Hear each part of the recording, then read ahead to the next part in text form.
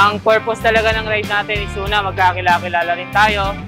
Tapos mas dumami yung community ng Think R150 at ma-build natin to. So hopefully, if ever na meron kayong sa mga susunod na ride, nandito si Kimco para supportahan kayo. So sinabi ko rin sa mga nakaraang tambike na hindi lang si Kimco dito is para magbenta ng motor.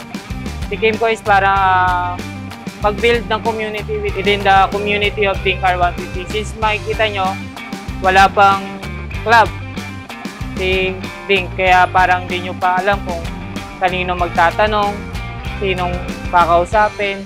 So si Kimco is nasa likod lang lagi. Once may concern, agad na action agad, solusyon. Kumbaga, hindi na pinapatagal. So yun lang ang purpose namin. So para makita kayo sa daan, magsama-sama kayo, magkaroon tayo ng usapan, passion, usapan mga future plans natin.